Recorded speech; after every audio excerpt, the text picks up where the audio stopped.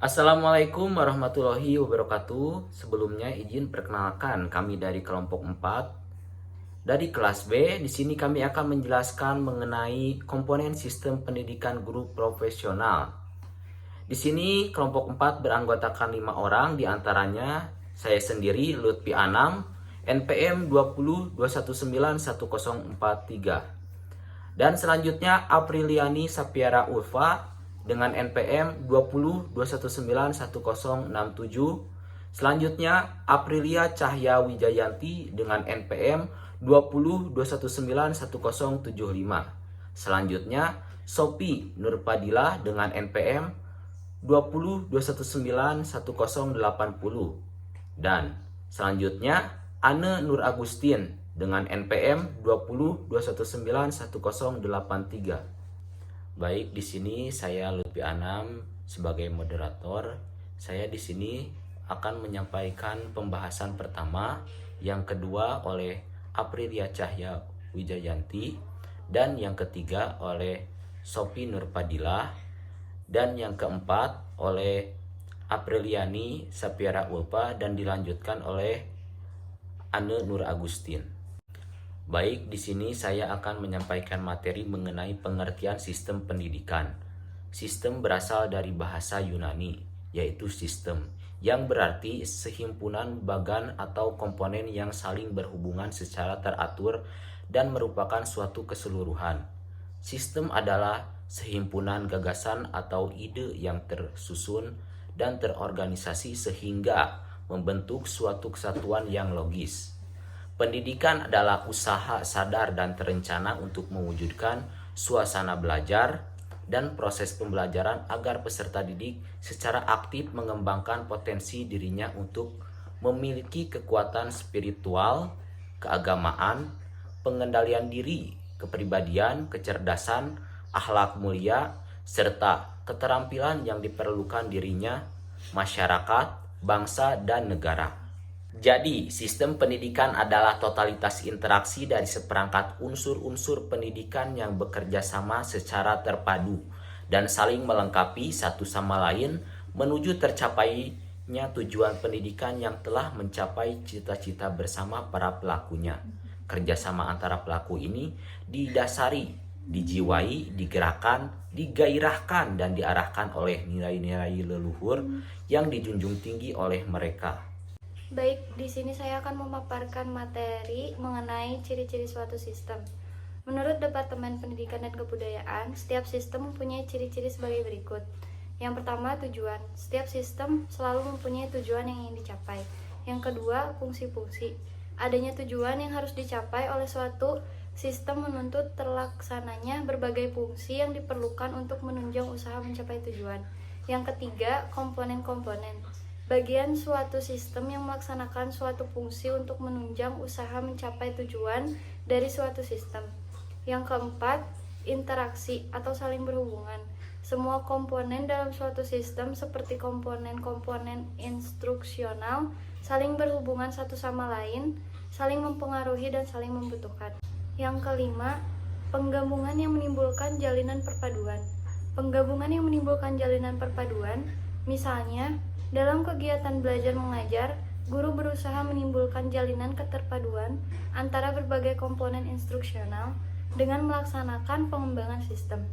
Yang keenam, proses transformasi. Semua sistem mempunyai misi untuk mencapai suatu tujuan. Untuk itu diperlukan suatu proses yang memproses masukan menjadi hasil. Yang ketujuh, umpan balik atau koreksi. Untuk mengetahui apakah masing-masing fungsi terlaksana dengan baik, diperlukan fungsi kontrol yang mencakup monitoring dan koreksi. Yang kedelapan, daerah batasan dan lingkungan. Antara suatu sistem dan bagian-bagian lain atau lingkungan sekitarnya akan terjadi interaksi.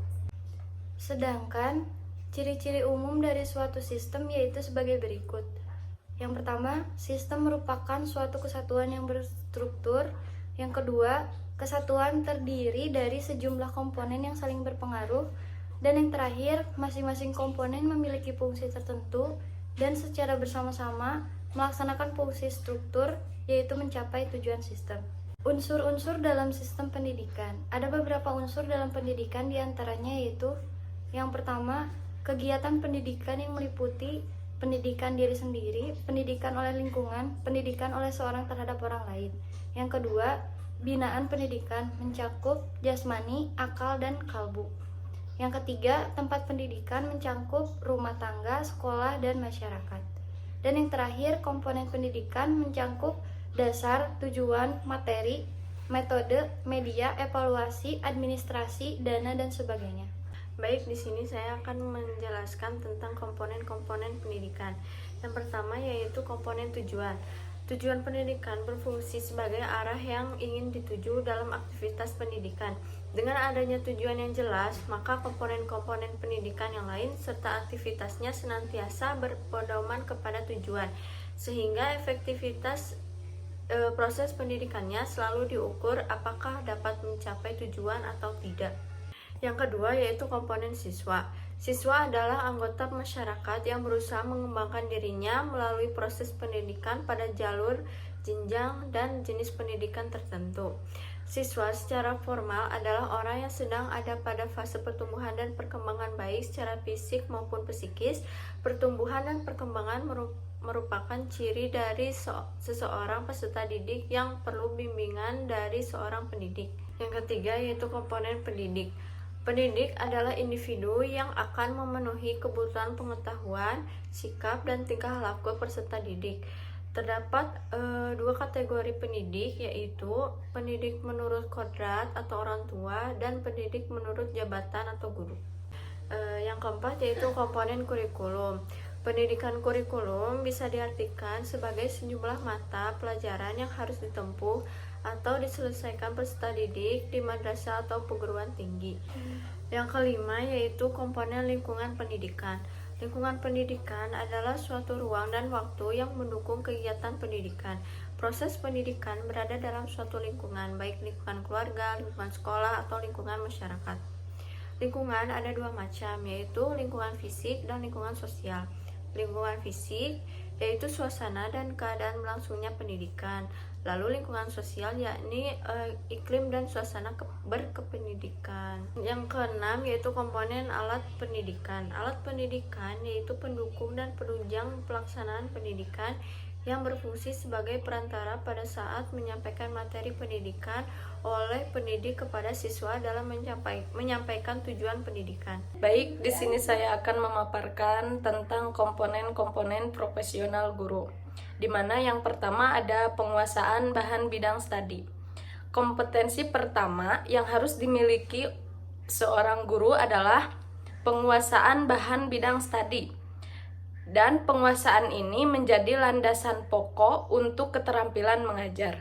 Yang kedua ada pengelolaan program belajar mengajar, di mana kemampuan mengelola program belajar mengajar mencakup kemampuan merumuskan tujuan instruksional, kemampuan mengenal dan menggunakan metode mengajar, kemampuan memilih dan menyusun prosedur instruksional yang tepat, kemampuan melaksanakan program belajar mengajar, kemampuan mengenal potensi peserta didik, serta kemampuan merencanakan dan melaksanakan pengajaran remedial. Yang ketiga ada pengelolaan kelas. Kemampuan ini menggambarkan keterampilan guru dalam merancang, menata, dan mengatur sumber-sumber belajar agar tercapai suasana pengajaran yang efektif dan efisien. Yang selanjutnya, keempat, ada pengelolaan dan penggunaan media serta sumber belajar.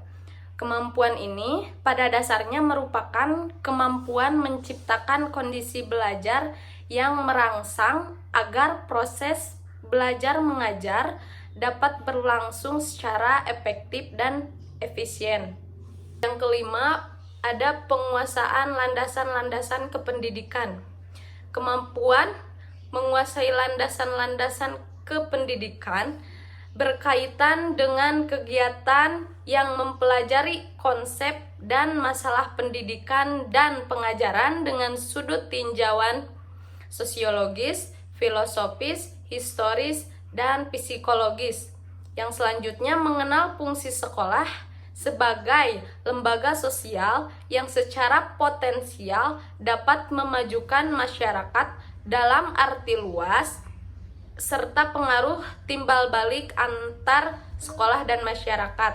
Dan yang terakhir, mengenal karakteristik peserta didik baik secara fisik maupun psikologis.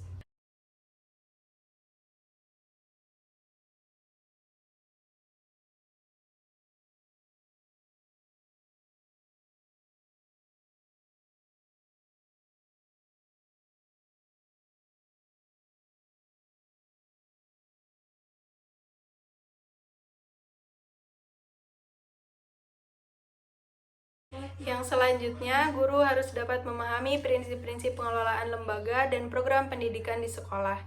Dengan di samping melaksanakan proses belajar mengajar, guru diharapkan mampu membantu kepala sekolah dalam menghadapi berbagai kegiatan pendidikan lainnya yang digariskan dalam kurikulum. Guru perlu memahami pula prinsip-prinsip dasar tentang organisasi dan pengelolaan sekolah, bimbingan dan penyuluhan termasuk bimbingan karir, program kokurikuler dan ekstrakurikuler perpustakaan sekolah, serta hal-hal yang terkait. Selanjutnya, guru juga harus menguasai metode berpikir. Dengan metode ini, guru dapat mendekatkan kepada setiap bidang studi berbeda-beda. Untuk itu, guru haruslah menguasai metode berpikir secara ilmiah dan secara umum. Guru juga harus meningkatkan kemampuan dan menjalankan misi profesional. Ilmu pengetahuan dan teknologi terus berkembang. Untuk menyesuaikan diri dengan pengembangan ilmu pengetahuan dan teknologi, guru harus terus-menerus mengembangkan dirinya agar wawasannya menjadi luas sehingga dapat mengikuti perubahan dan perkembangan profesinya yang didasari oleh perkembangan ilmu pengetahuan dan teknologi tersebut. Selanjutnya, guru juga harus terampil memberikan bantuan dan bimbingan kepada peserta didik. Bantuan dan bimbingan ini sangat diperlukan agar peserta didik dapat mengembangkan kemampuannya melalui proses belajar mengajar di kelas. Untuk itu, guru perlu memahami berbagai teknik bimbingan belajar dan dapat memilihnya dengan tepat untuk membantu para peserta didik. Guru juga harus memiliki wawasan tentang penelitian pendidikan. Guru perlu mengikuti perkembangan yang terjadi dalam dunia pendidikan dan pengajaran, terutama hal-hal yang menyangkut pelaksanaan tugas-tugas pokok di sekolah. Setiap guru perlu memiliki kemampuan untuk memahami hasil-hasil penelitian itu dengan tepat sehingga mereka perlu memiliki wawasan yang memadai tentang prinsip-prinsip dasar dan cara-cara melaksanakan penelitian pendidikan. Baik, saya akan simpulkan mengenai yang materi saya sampaikan.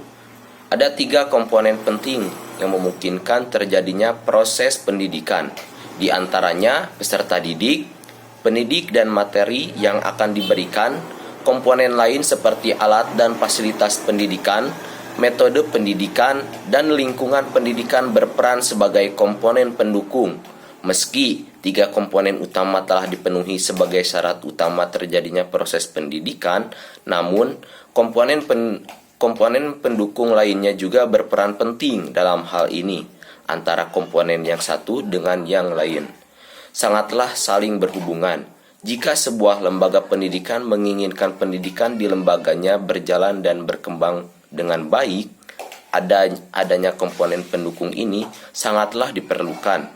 Karena dengan demikian, pendidikan dapat menyalurkan ilmunya dengan maksimal dan peserta didik pun dapat menerima materi pembelajaran dengan baik. Mungkin hanya itu yang dapat kelompok kami sampaikan. Mohon maaf bila ada kesalahan atau salah-salah kata. Wassalamualaikum warahmatullahi wabarakatuh.